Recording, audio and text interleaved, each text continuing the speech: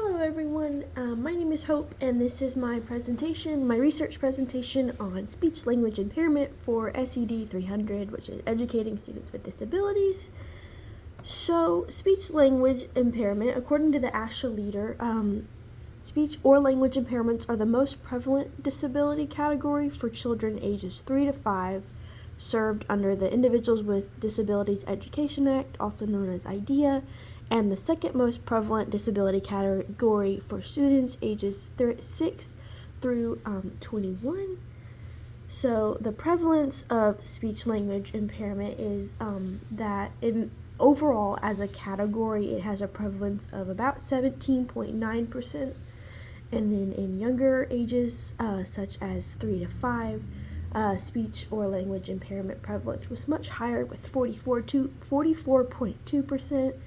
And then another little interesting fact that I found about kind of the prevalence is that speech or language impairment was also the second to third most prevalent category for students ages 6 to 21 in all racial ethnic groups. And I found that in ASHA. So kind of diving into what speech or language impairment is that we have to look at speech versus language.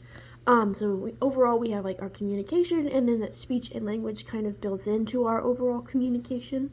So speech is how we say sounds and words, so it's kind of just how we say it, not like what kind of goes into it. So like if you have a speech disorder, you can have difficulties with sounds not being spoken clearly, or like repeat sounds or pause, which that's also known as stuttering.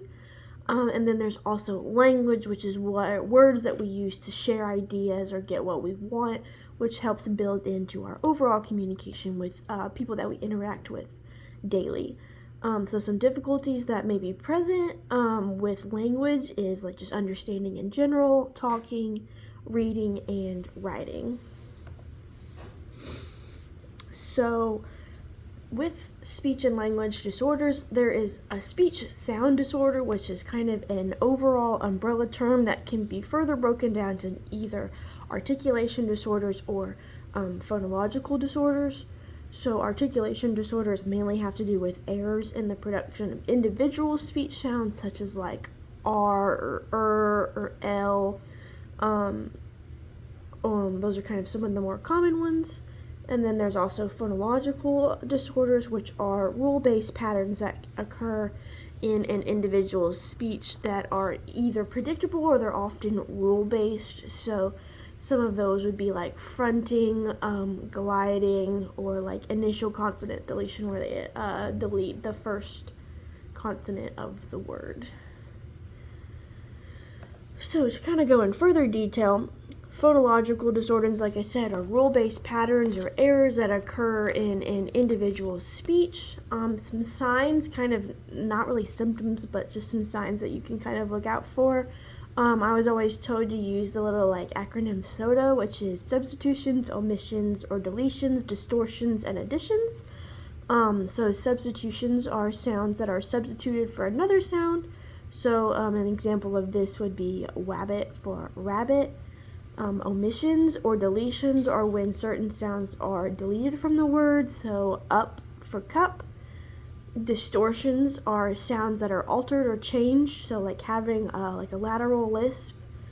And then additions are just extra sounds that are added to a word, so for the example that I have, that is black for black. Articulation disorders, these are kind of different than phonological disorders.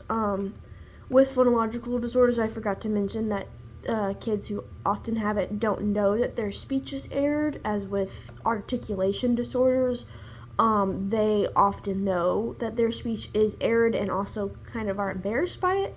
So they have difficulty with producing individual, like, specific sounds. Like I said earlier, like and L. It often has to do with like incorrect placement of the articulators, so like the tongue, lips, teeth, etc. So the cause for speech language impairment, the cause is actually unknown of why it occurs, but there are some risk factors that you can look out for. that could kind of indicate that the child may have a speech or language deficit. So gender actually is one risk factor that can that show that speech language impairment can be shown. It's actually, according to ASHA, the incidence of SLI is higher in the male population than it is in the female.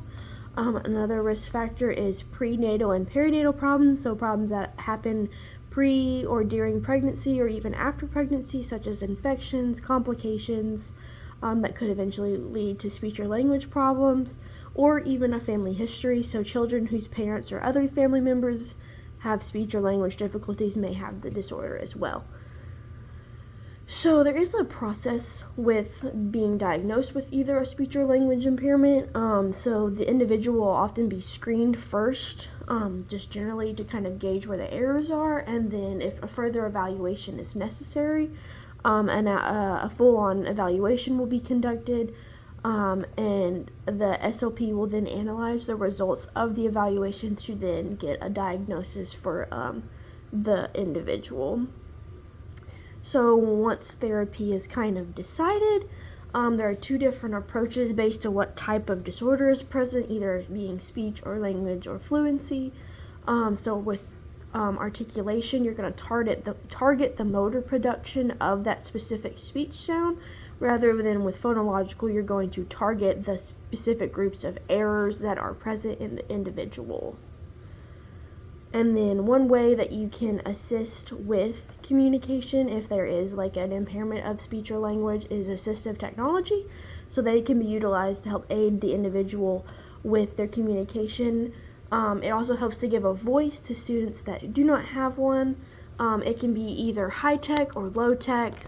So like if low-tech, it would be like non-electronic like a PEX board, or like cards that students can show to teachers saying this is what they need to express their wants and needs. Or there can be high-tech, which uses algorithms and technology, such as like an AAC device, which is like an iPad that can be used for communication when the child does not have a voice. And here are my sources. So thank you very much and have a great rest of your day.